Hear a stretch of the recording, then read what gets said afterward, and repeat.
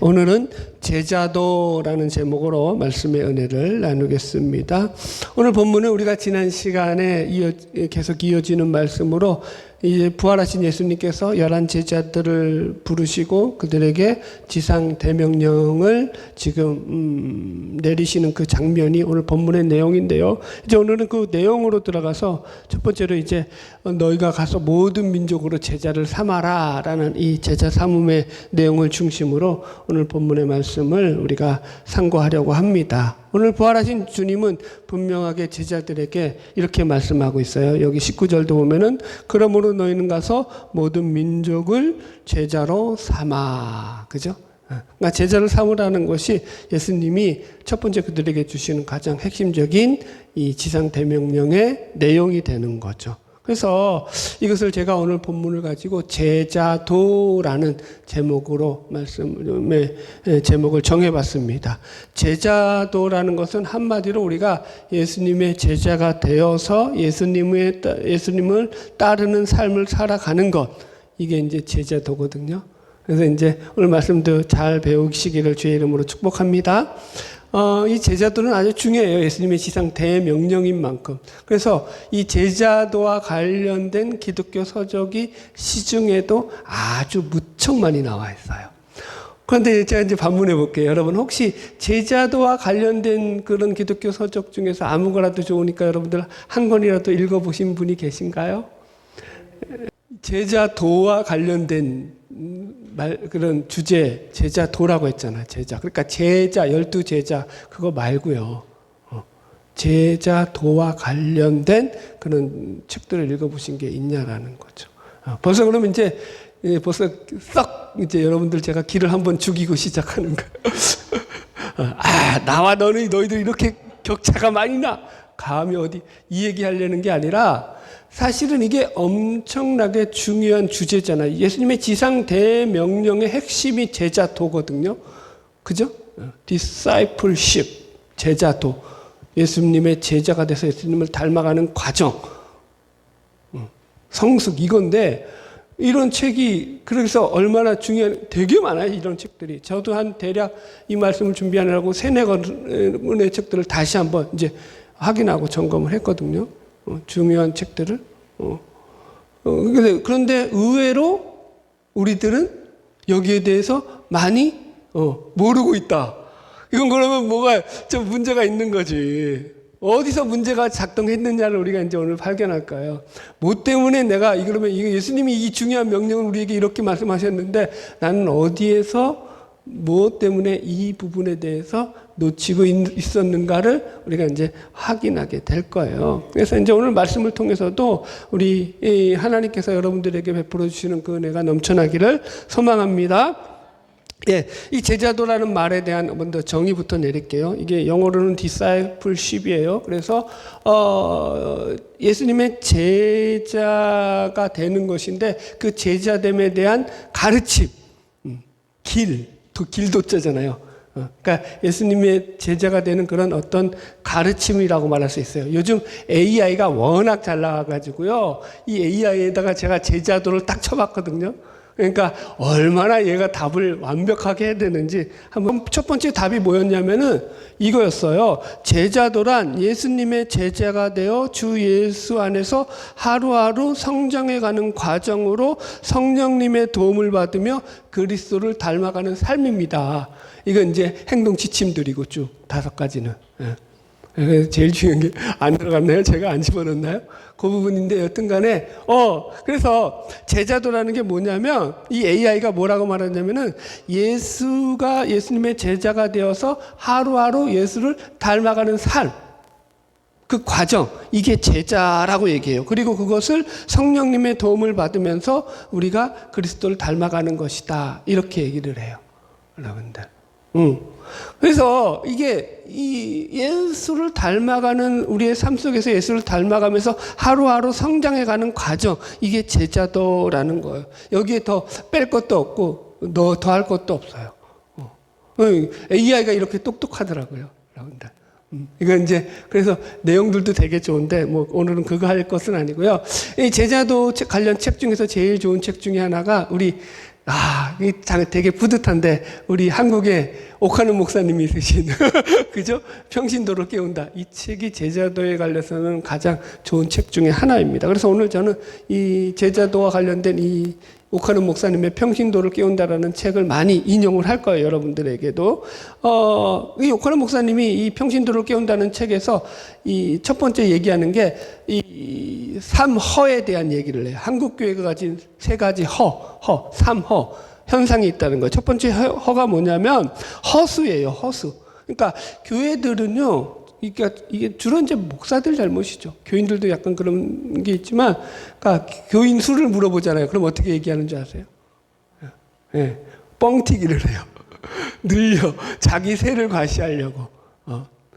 우리는 여러분 그래서 조심하셔야 돼요. 이런 것들이 왜 그러냐면은 자꾸 이제 그게 하나의 풍조예요, 풍조. 우리는 이렇게 교회가 커, 우리는 이렇게 교인 수가 많아. 그걸 교회를 자랑하는 것이 자기 신앙의 그게 그걸 자랑으로 삼았다라는 거죠. 두 번째 뭐냐면은 허세예요, 허세. 허세는 각 사회 각 분야마다 교회를 다니는 사람들이 많은데 그것에 비해서 영향력이 적다라는 거예요.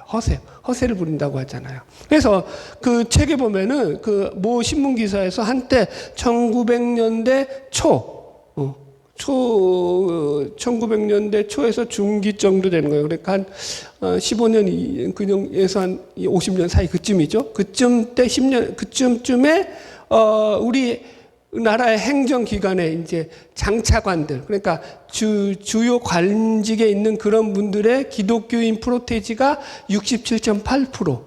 그러니까 거의 70%에 가까웠다. 어마어마한 거죠. 기독교인 수가 그렇게 안 되는데. 그러니까 주요 행직에 그렇게 기독교인 그런 관료들이 그렇게 많은 때가 있었는데, 높았던 쪽이 있었는데, 문제는 그러면은 그런 믿는 사람들이 그런 자리에 들어가서 세상의 빛과 소금으로서의 역할을 감당했느냐라고 물으면 우리가 그렇다라고 답하지 못한다라는 게 그분의 지적이었다라는 거죠.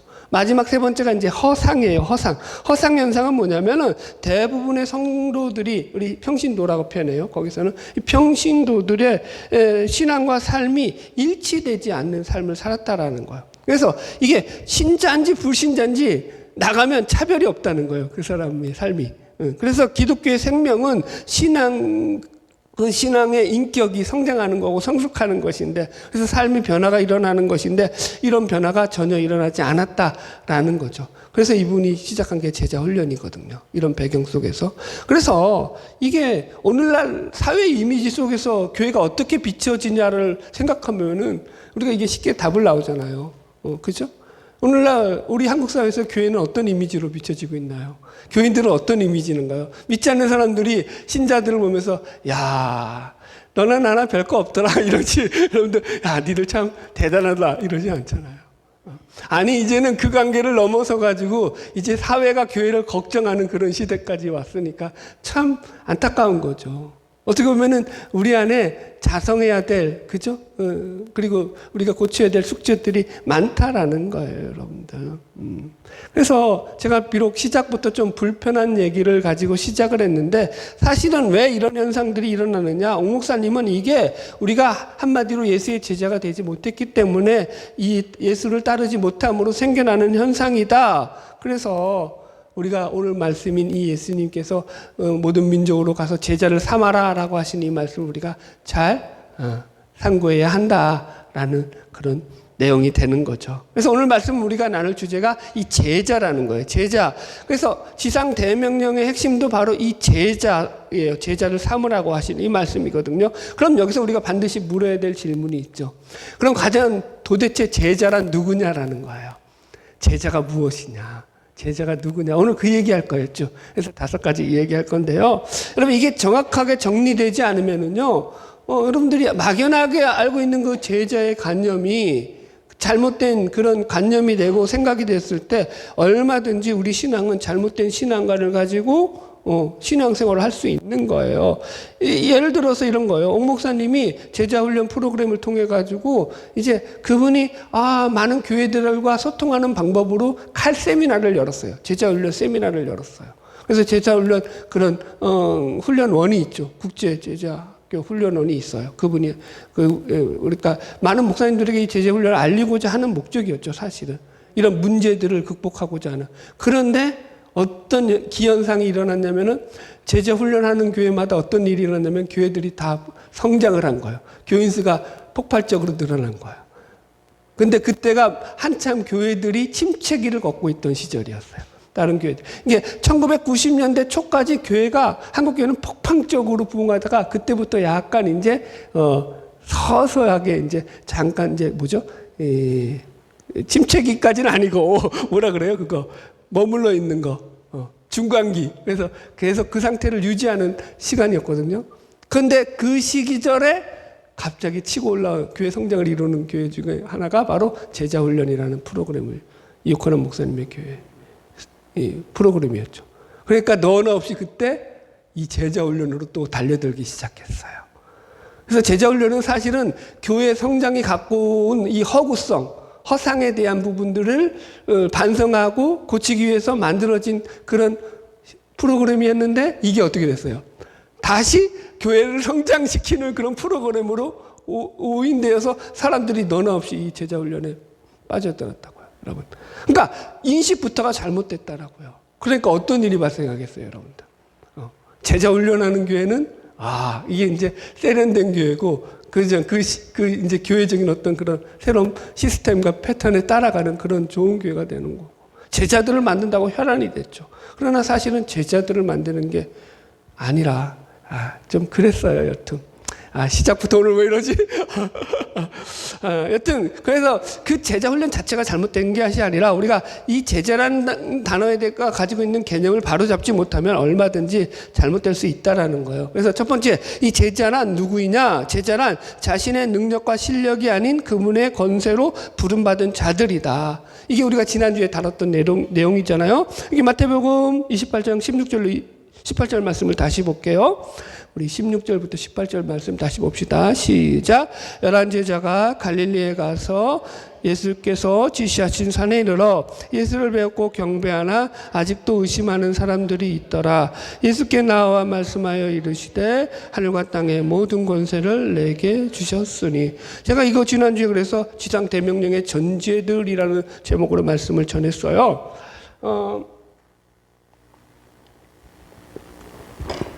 보세요. 이 성경의 증언은 뭐냐면은 이들이, 이 남은 제자가 11제자들이었고 그들 중에서도 여전히 예수의 부활을 의심하는 자들이 있었다. 이 11제자라는 것은 배신한 가룟 유다를 제외한 11제자죠. 그러나 그들조차 그렇다고 그러면은 예수님을 온전히 따른 자들이냐? 아니다. 예수님의 십자가 앞에서 다 도망자고 그저 배신하는 자들로서 실패했던 자들이었다. 넘어진 자들이었다. 그런데 이런 자들을 예수님이 다시 제자로 부르셨다. 세컨드 콜링이라고 얘기했죠. 그러니까 이 말이 즉슨 제자들이 가진 무슨 능력이나 어떤 실력, 그들이 뛰어난 잠재력이 있어서 부름받은 것이 아니다라는 거예요. 이제 어느 목사님 가운데서는 그런 얘기를 해요. 이 제자들이, 예수님께서 이 제자들을 부르신 이유 중에 하나가 이 제자들이 가진 무한한 잠재력 때문이다. 하다가 이제는 그 잠재력까지 가네. 여러분 벌써 얼마나 이게 인간이 죄인인 거예요. 지켜 세울 게 없으니까 이제 그 사람이 가지고 있는 잠재력, 그래서 부르셨다는 거예요. 아니라니까요. 우리가 예수를 믿는 건 나에게서 근거가 없다고요. 나의 실력이 없다고요. 그거 절대 놓치면 안 돼요. 제자됨이 똑같은 거예요. 오카는 목사님은 제자는 곧 믿는 자야. 믿는 자가 곧 제자야 라고 얘기를 하셔요. 오늘 계속 옥 목사님 얘기하니까 그렇긴 하네. 내 설교를 해야 되는데. 나쁜 건 아니지만 여튼 여러분, 그래서 제자를 삼는 일은 이게 우리의 실력과 어떤 능력 가지고 이 사명을 이루고 말고 할 일이 다 아니다. 걱정하지 마세요, 여러분들. 여러분들 능력을 안 믿어요. 나는 안 믿어. 절대로 안 믿지. 하나님이 믿으시지. 자, 넘어갈게요. 그래서 두 번째 내용이 뭐냐면, 그러면서 이 명령을 주시는 분이 누구라고요? 내가 하늘과 땅의 모든 권세를 가진 자다라는 말씀을 했어요. 그러니까 이것도 제자란 결국 하늘과 땅의 모든 권세를 가진 자, 즉 만왕의 왕으로부터의 부름받은 자들이 제자다라는 거예요. 그래서 제자라는 것은 이 일의 근거가 우리에게 있지 않고 온 우주 만물의 통치자요, 권세자요, 왕이신 그분으로부터만 주어지는 것이다. 나오는 것이다. 그 근거를 그분에게서 찾아야지 우리에게서 찾으면 안 된다. 이 얘기 있잖아요. 많은 분들이 오해하는 것 중에 하나가 뭐냐면은 예수님께서 이제 십자가에서 우리를 위해서 죽으시고 부활하심으로 말미암아 하늘에 오르셨으니까 이제 예수님의 사역은 다 끝난 거고, 그리고 우리에게 지상 대명령으로 너희는 가서 모든 민족으로 제자를 삼아서 내가 분부한 모든 것을 가르쳐 지키게 하고 세례를 베풀라 이러니까 이제는 예수님이 하실 일은 끝났고 이제는 우리가 할 일이 남았어 라고 생각을 한단 말이에요. 제자를 삼는 일에 대해서도. 그렇지 않아요, 여러분들. 이거 오해예요, 여러분들. 오늘 말씀만 보아도 우리가 느낄 수 있는 게 뭐냐면은 주님은 이 명령을 내리는 것으로 끝나지 않고요. 마지막 20절 하반절에 보세요. 볼지어다 내가 세상 끝날까지 너희와 항상 어떻게 한다고요? 함께 있으리라. 예수님이 우리와 함께 있으신다니까요. 우리와 함께 있는다라는 게 그냥 옆에서 팔짱 끼고 일은 너가 해. 나는 감독관이니까 내가 지휘지 감독할게. 이렇게 있겠다는 거예요? 있으시겠다? 아니라니까요. 사실은 거꾸로 우리 보세요. 실제로 일은 누가 하는 거예요? 예수님이 하는 거죠. 감독관 짓은 누가 하고 있어요?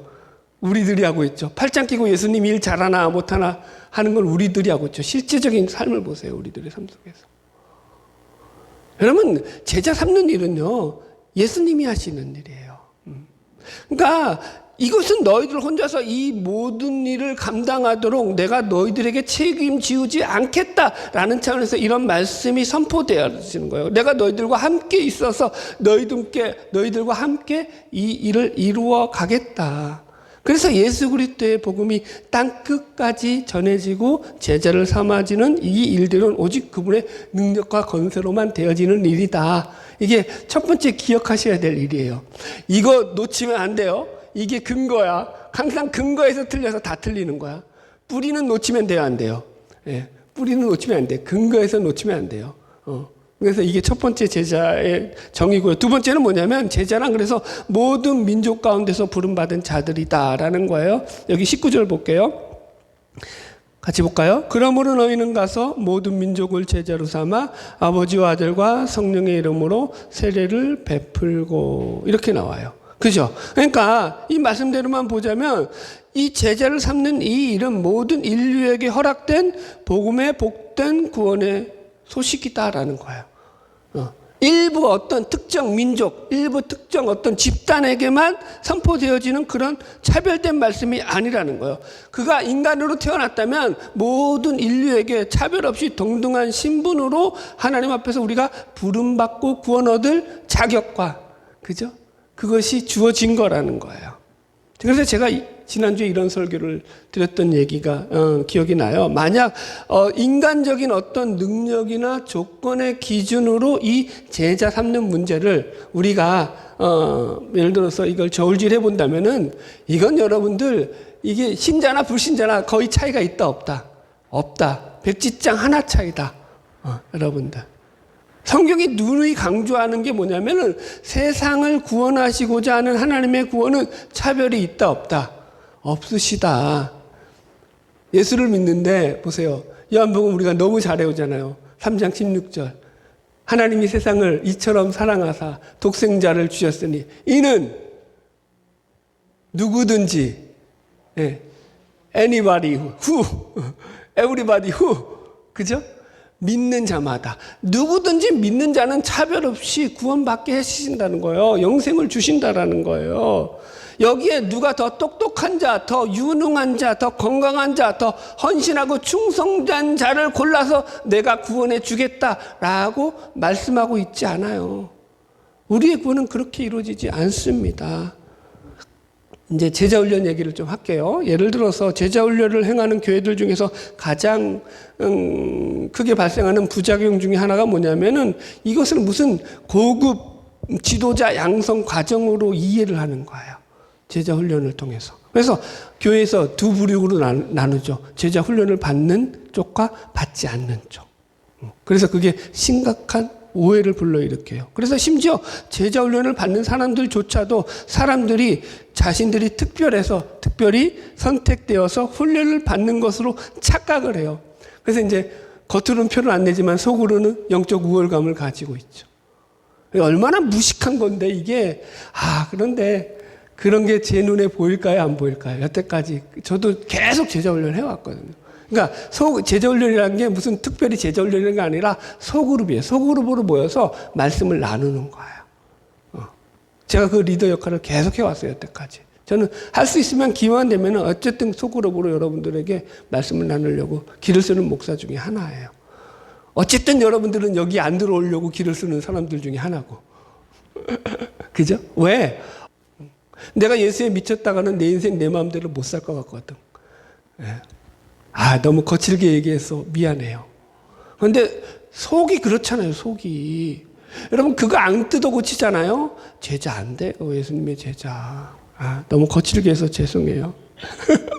그래서 이게 무슨 계급장 다능 이런 게 아니라는 거예요. 이게 무슨 제자반 과정을 거쳐가지고 무슨 제자반 수료식 해가지고 사람들한테 막 꽃다발 받고 이래가지고 내가 뭐가 된 것이냐 착각하는 거, 그거 큰 오해라는 거예요. 이건 유대인들이 품었던 잘못된 선민의식이죠. 그죠? 이것과 똑같은 거예요. 이런 우식 때문에 유대인들이 망한 거잖아요. 지금도 예수 그리스도를 믿는 프로테지가 1%도 안 되는 거 아니에요. 정확하게 모르겠다. 이거 1% 넘었나? 옛날에는 0. 몇 %였는데. 어쨌든 보세요. 하나님께서 모든 민족으로 제자를 삼으시겠다라는 것은 예수 그리스도 안에서 누리는 그 축복과 영광된 길을 우리 모두에게 열어주시고자 하시는 하나님의 무한하시고 어마무시하신 엄청난 은혜인 거예요. 여러분들. 이걸로 결코 누가 더 잘났고 누가 더 못났고 누가 더 높고 낮으냐를 판별케 하는 잣대가 될 수 없는 거예요. 구원 자체가 가지는 가장 큰 의미가 예수 그리스도 안에서는 남녀노소 빈부 기천을 막론하고 모두가 차이가 있다 없다? 없다라는 거예요. 보세요. 성경은 예수님께서 모든 민족으로 제자를 삼아라 라고 말씀하셨지 어느 특정 집단, 특정 무리를 향해서 제자를 삼아라 라고 말씀하신 적이 없어요. 그래서 이 말씀의 본질은 그분께 나오는 누구라도 차별하지 않으시겠다라는 것이 이 말씀의 축복된 선언인데, 우리 스스로 막 서로를 구별짓고 차별을 지으면 이건 여러분 어려운 거죠. 오 목사님이 쓰신 평신도를 깨운다라는 책을 보면은요, 13장에 믿는 자가 다 제자인가라는 챕터에서 이 제자 훈련을 오해하는 것에 대해서 그분이 이렇게 정리를 하셔요. 마귀가 던지는 미끼가 있는데 그게 뭐냐면은 신자들로 하여금 누구는 제자고 누구는 제자가 아니다라고 하는 차별의식을 갖게 만드는 거예요. 여러분, 그분은 예수를 믿기로 결심한 자들은 다 예수님의 제자인 것이지 제자 훈련을 받아야지만 제자가 되고 그렇지 않으면 제자가 아닌 그런 일은 발생하지 않는다라고 분명하게 못을 박아요. 제자 훈련은 왜 받는 거냐면은 제자가 되기 위해서 받는 훈련이 아니라, 믿는 자가 다 제자라고 했잖아요. 믿는다는 자 제자이기 때문에 당연히 내가 받아야 되는 훈련인 거예요. 학생들이기 때문에 당연히 공부를 해야죠. 공부를 해서 학생이 아니라, 학생이 되려고 공부하는 게 아니라, 그죠? 그런 거랑 똑같은 거예요. 자, 세 번째, 제자의 정의. 제자란 전적 위탁 혹은 인격적 위탁자여야 한다라는 거예요. 그래서 이제 세 번째도 이분의 책에, 옥 목사님의 책에 나오는 건데, 그래서 인격적 위탁자, 전적 위탁자다라는 말을 이분이 써요. 그래서 위탁이라는 말이 뭐냐면 사전적 의미로 남이나 어떤 남에게 자기의 물건이나 어떤 사물 같은 것들을, 그런 것들을 맡기는 것이 위탁이에요. 예를 들어서 신탁이라는 말을 쓰잖아요. 신탁이 뭐냐면 우리가 은행을 믿고서 은행에 돈을 맡기는 게 신탁이에요. 그런데 이제 요즘은 용어를 또 의탁이라는 말로 바꿨더라고요. 그런데 제가 의탁이 더 맞는 것 같아요. 왜냐하면 위탁이라는 건 어떤 물건을 그 사람을 믿어서 그 사람에게 맡기는 개념이 더 강하거든요. 그런데 의탁은 뭐예요? 사람 자신의 몸과 마음을 상대에게 맡기는 거예요. 내 몸을 의탁하는 거예요. 그죠? 그 사람을 믿어서 내 어떤 마음을, 내 몸을 그 사람에게 맡기고 의지하는 것을 의탁이라고 말해요. 그래서 이걸 전적 의탁이다라고 말해요. 그러니까 제자라는 게 전적 의탁자라는 거죠. 인격적 혹은 의탁자라고 말해요. 의탁. 그래서 이 전적 의탁이 마가복음 8장 34절에 보면은 이렇게 표시되고 있어요. 예수님의 말씀이에요. 마가복음 8장 34절 보면은 무리와 제자들을 불러 이르시되 누구든지 나를 따라오려거든 자기를 부인하고 자기 십자가를 지고 나를 따를 것이니라. 그죠? 예. 여기서 이제 자기 부인하는 것. 그래서 즉 내 뜻대로 사는 것이 아니라 하나님의 뜻을 선택하고 살아가는 것, 이것이 전적 의탁이다. 근데 왜 그러면 인격적 의탁이라는 말을 쓰냐면은 이게 인격적이라는 것은 억지로 마지못해서 그냥 의탁하는 것이 아니라 기쁜 마음으로 자원해서 내가 하나님을 믿음으로 말미암아 하나님 앞에 인격적으로 그분께 나의 모든 걸 의탁하는 것이라고 해서 인격적 의탁이라는 말을 사용하는 거예요. 그래서 여러분 제자가 되면은요 반드시 제자로서의 지불해야 될 대가 지불이 있다라고 그분이 설명을 해요. 이걸 선택적 희생이라고 말을 해요. 예. 이런 거예요, 여러분들. 우리가 하나를 선택하게 되면은 다른 하나를 포기해야 되는 거예요. 두 마리 토끼를 다 잡으면 좋죠. 그런데 놀면서 공부 잘할 수는 있죠. 천재면 돼. 여러분 IQ가 150만 넘어봐요. 제가 늘 열받았던 게 그거잖아. 저는 머리가 아주 나쁜 축에 속해요. 우리 동생은 IQ가 150이 넘어요. 그러니까 얘는 평생 공부하는 티를 한 번도 낸 적이 없어.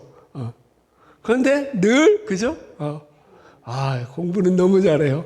그런데 저는 늘 책만 보고 책에 파묻혀가지고 늘 그죠? 맨날 가족들이 오면은 공부하는 놈같이 보여요. 그런데 성적은, 그렇지. 여러분들.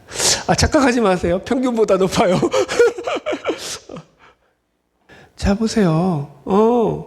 이게, 그러니까 다 우리가 선택할 수 없다라는 거예요. 그래서 여러분들, 이게, 내가 예수님을 따르겠다고 내가 선택한 예수님을 따르는 것을 선택한 이상 예수님을 따르는데 장애가 되는 것들이죠. 그게 물질이 되었든 명예가 되었든 사회적 명성이 되었든 그 어떤 것이든지 그것들은 포기해야 되는 거예요. 그래서 선택적 위탁이라고 얘기하는 거고요. 선택적 희생이라고 얘기하는 거예요. 티켈러 목사님의 책에 보면은 그분도 소그룹에 대한 이야기를 제자 훈련은 일단 소그룹으로 다 이루어지는 거잖아요. 그래서 소그룹에 대한 이야기를 할 때 이런 이야기를 하셔요. 만약에 소그룹으로 모였는데 그 사람 안에 소그룹으로 모인 그 사람 멤버 중에서 그 사람 안에 우상 숭배라는 문제를 해결하지 않으면은 비록 소그룹으로 모이지만 소그룹으로 자기 중심성이 더 강화될 뿐이다라고 표현을 하셔요. 그러니까 모여봤자 그게 뭐예요? 오히려 더 해가 될 뿐이라는 거예요. 소그룹으로 모여서 여러 가지 은혜를 나누지만 그게 자기 중심성이 깨지지 않는 단계에서 지속적으로 모이는 건 의미가 없다는 거예요. 왜 여러분 소그룹으로 모이라고 하는지 아세요? 왜 예수님이 12제자만에만 집중하셨는지 아세요? 그래야지 맨투맨이 가능한 거예요. 한 명 한 명을 깨트리는 거예요. 그 한 명 한 명이 가지고 있는 자기중심성, 죄에 대한 각성을 일으키는 거죠. 그게 깨져나가야 되는 거죠. 그래서 소그룹인 거예요. 그런데 그걸 깨트릴 마음이 없어. 자기의 우상, 자기 안에 있는 하나님보다 더 높은 그것들을 깨트릴 마음이 없으면 백날 모여봤자 그게 소용이 없다라고 팀켈러 목사님도 이야기를 해요. 그래서 반드시 그 사람 안에 있는 하나님보다 더 살아가고 있는 그 우상을 깨트려야 하는데 그 단계를 확실하게 가져갈 수 있는 게 소그룹이다라고 팀켈러 목사님도 이야기를 해줘. 자, 네 번째, 제자란 뭐냐? 복음의 증인이다라는 거예요. 여기 사도행전 1장 8절에 보면은 이런 말씀이 있어요. 오직 성령이 너희에게 임하시면 너희가 권능을 받고 예루살렘과 온 유대와 사마리아와 땅끝까지 이르러 내 증인이 되리라. 그죠? 그래서 예수님의 제자란 결국 예수님의 증인된 삶을 살아가는 것이다 라고 이야기를 하죠. 그래서 여러분 예수의 증인이 되고 복음의 증인이 된다는 게 여러분 우리의 삶의 전 영역 속에서 고백되어지고 증거되는 증인이 됨을 의미하는 거예요. 이건 단순히 우리가 나가서 예수 믿으세요 하고 전도지를 돌리며 전도하는 그런 협의적인 의미에서의 전도를 말하는 것이 아니라는 거예요. 대부분의 교회들은요, 목회의 가장 핵심적인 초점이 대부분 전도에 맞춰져 있어요. 우리 교회도 그렇게 바꿀까요? 여러분들 죽어나겠죠. 그럴 마음이 저는 1도 없어요. 왜냐면 그 명분을 이렇게 삼죠. 예수님께서 너희들 땅끝까지 이르러 내 증인이 되라고 하지 않았냐. 모든 민족으로 제자를 삼으라고 하지 않았느냐. 그러니까 열심히 나가서 제자 삼고 전도해야 되는 것이 우리의 가장 큰 사명이다. 나가서 전도하자. 그래서 이제 전도하는 교회들이 내거는 그런 큰 소리 중에 하나가 이거야. 니들 비 올 때 전도해 봤냐라는 거야. 니 한겨울에 눈 올 때 전도해 봤냐라는 거야. 우리는 해봤다 이거죠.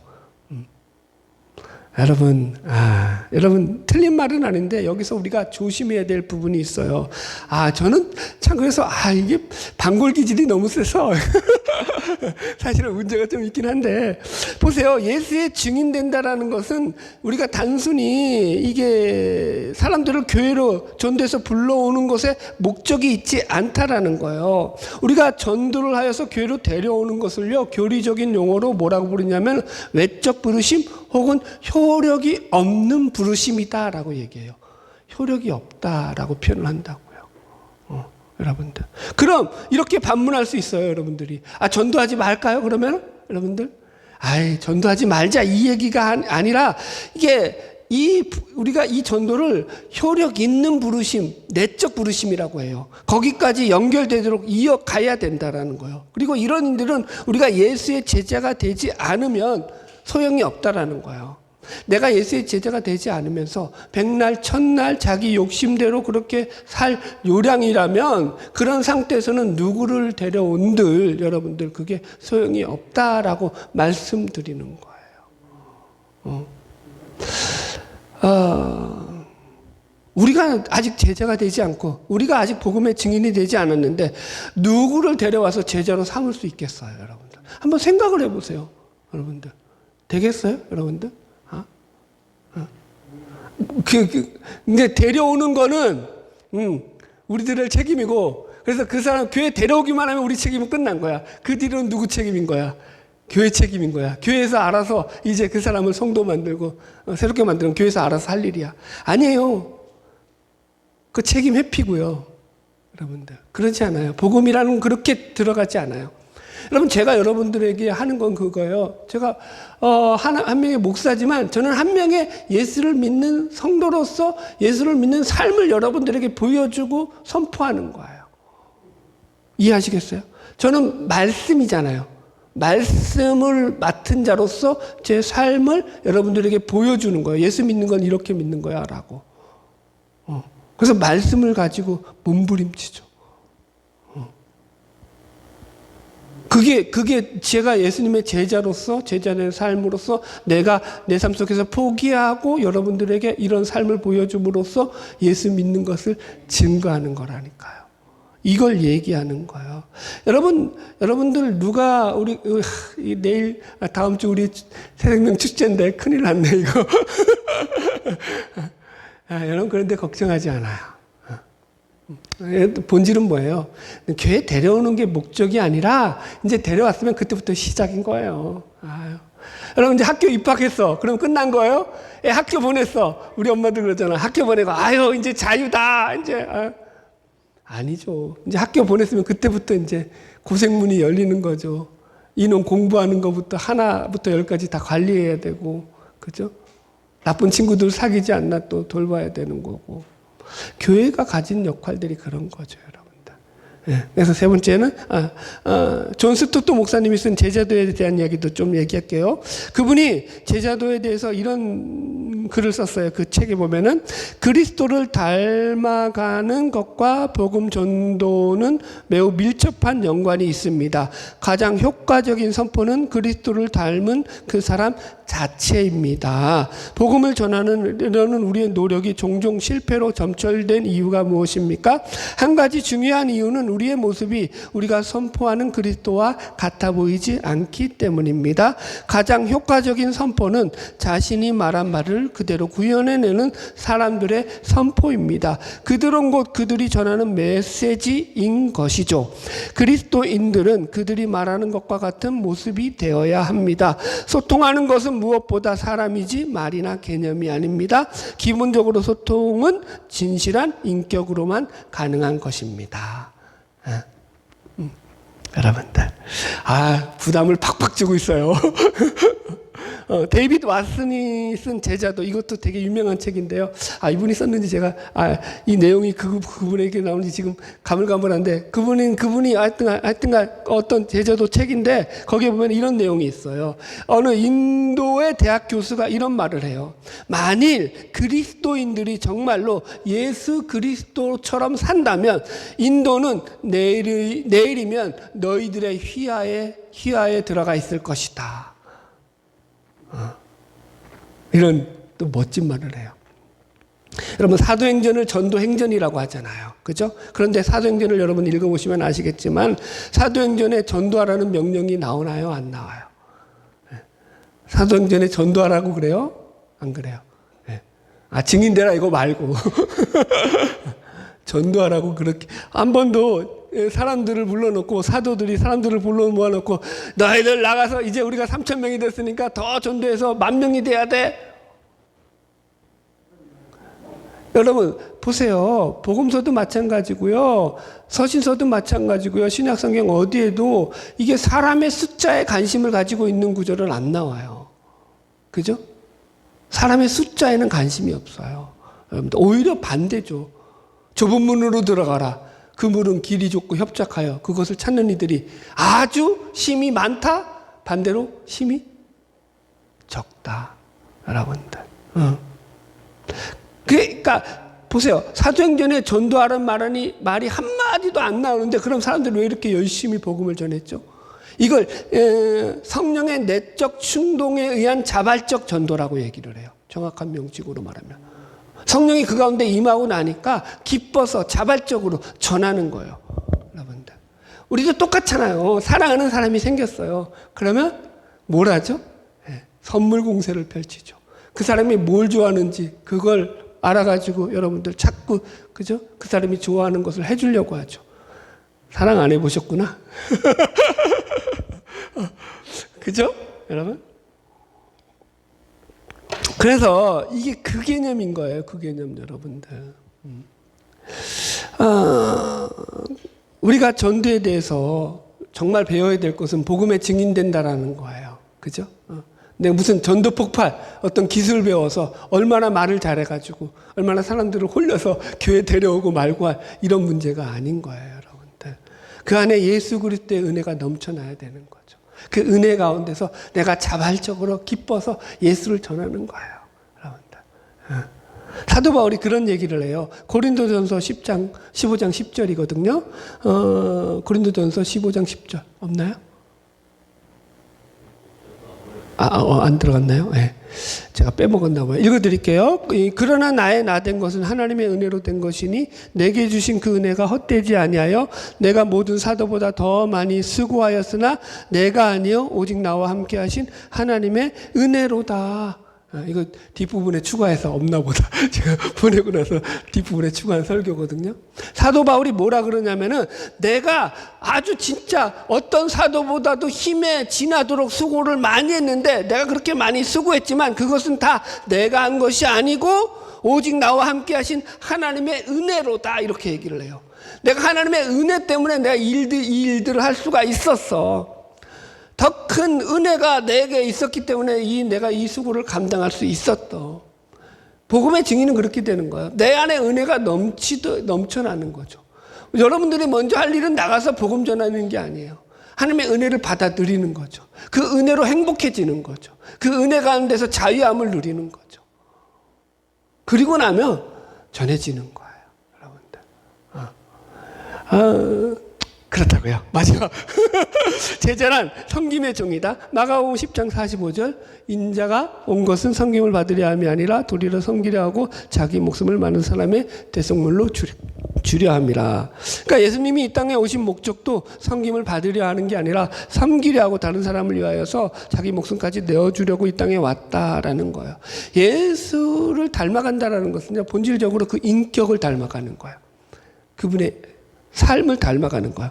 그래서 사도 바울이 자기를 사도라고 고백하지만 또 하나 고백하는 게 뭐냐면 나는 예수 그리스도의 종이다 라고 고백해요. 사도라는 그 영광되고 엄청난 축복된 그 명칭보다도 그는 나는 예수 그리스도의 종으로 사는 게 더 좋다 이런 표현을 많이 해요. 예수 그리스도의 종. 왜 종이라는 표현을 하냐면 이게 여러분들 종은요 내가 어느 부분은 말을 듣고 어느 부분은 말을 안 듣는 그런 단계가 아닌 거예요. 주인이 말하면. 주인이 말했는데 주인의 말이 논리적으로 안 맞아. 내 생각과 틀려. 그럼 어떻게 되는 거예요? 나는 그 말 못 듣겠어요 주인님. 이렇게 할 수 있어요? 없어요? 없어요. 안 맞아도 전적으로 주인에게 속해 있기 때문에 그 말에 복종하는 게 종이에요. 그 개념에서 종을 쓴다고요. 예수 그리스도의 종이라는 거예요. 제자라는 것은요. 여러분들. 그런데 섬김의 종이죠. 섬김만 있을까요? 아니죠. 사랑도 있죠. 희생도 있죠. 고난도 있죠. 인내도 있죠. 자비도 있죠. 긍휼도 있죠. 우리가 예수 그리스도에 닮아가야 될 게 얼마나 많나요? 조수토 목사님은 그래서 그 제자도에 보면 한 8가지로 쭉 얘기를 해요. 그것들을. 엄청나게 많죠. 이 시대에 불순응하면서도 여러분 우리가 시대를 따라가면은 우리 삶이 편할 수 있죠. 그러나 제자가 된다는 건 일단 시대를 불순응해야 되는 거예요. 시대를 거슬러 올라가야 될 것들이 있단 말이에요. 여러분 그런 것들을 거슬러 올라가려면 나한테 손해가 온다고요. 나한테 해가 온다고요. 그걸 감수할 줄 알아야 된다고요. 그런 것들이 제자라는 것 속에 포함되어 있다라는 거예요. 결론입니다. 오늘 말씀을 들으면서 여러분들 가운데 이런 마음을 품었을 수 있습니다. 야, 나보고 어떻게 예수의 제자가 되란 말이야? 예수를 닮아가는 게 우리 힘으로 가당키나 해? 말도 안 돼. 이건 나는 어떻게 나같이 부족하고 연약한 인간이 말이야. 어떻게 이걸 나보고 다 행하라는 거야? 라고 반대적으로 질문할 수 있죠. 그래서 제가 얘기했지 않습니까? 첫 번째 제자의 자격, 제자의 조건이 뭐였죠? 우리 힘과 능력으로 되는 게 아니다. 그죠? 마틴 로이드 존스 목사님이 이런 이야기를 하셨어요. 당신이 최선을 다해서 예수를 닮아가려고 노력해 봐라. 그러면 당신은 반드시 그 마음속에서 자괴감을 느끼게 될 것이다. 우리가 예수를 닮아가려고 우리 힘과 노력을 다해서 몸부림칠수록요, 여러분들, 우리는 예수와 멀어질지언정 예수와 가까워지지 않아요. 안타깝게도 이게 경험이에요. 여러분 기도를 많이 해보셨어요?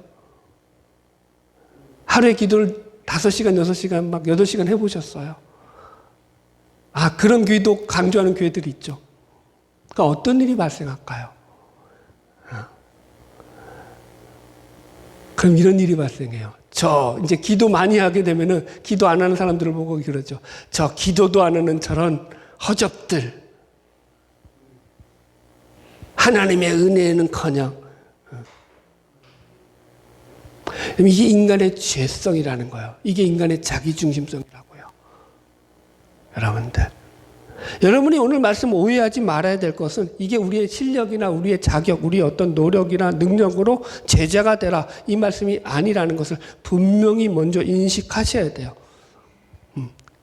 그래서 제가 여러분들에게 드리고 싶은 권면은 이거예요.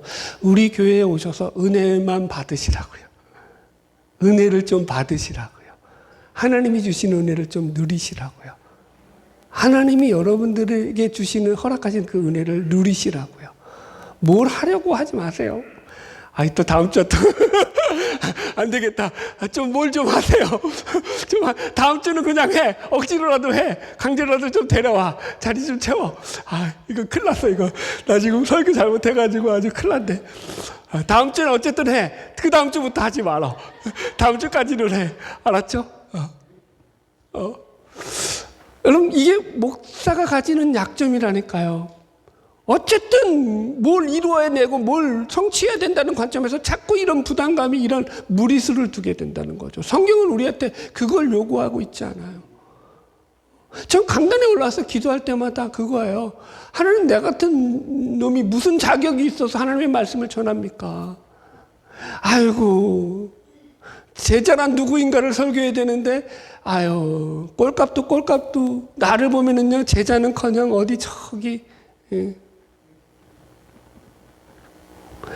부족해도 너무 한참 부족한 인간인데 하나님 어떻게 나한테 이런 설교를 하라고 하십니까가 제 속에서 품어져 나오는 진정한 고백이라니까요.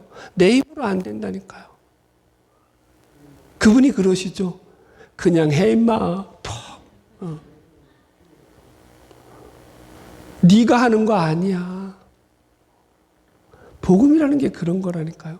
하나님이 우리를 살리는 것이지 내가 뭘 해서 하나님 앞에 뭘 해드리는 게 아니에요.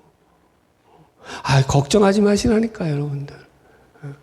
하나님이신데, 전능하신 분이신데, 그죠? 만왕의 왕이신데, 온 우주 만물의 주권자신데, 그분이 뭘 우리에게 안 주시겠어요? 그 아들까지 내어주셨는데, 물론 이제 못 받아가지고 섭섭한 건 알아요. 저도 그런 거 많이 해봤는데 우리가 못 받아서 섭섭한 건 아는데 아니요. 믿음이라는 건 그분을 믿어드리는 거예요. 그분이 할 수 있는 걸 믿으세요.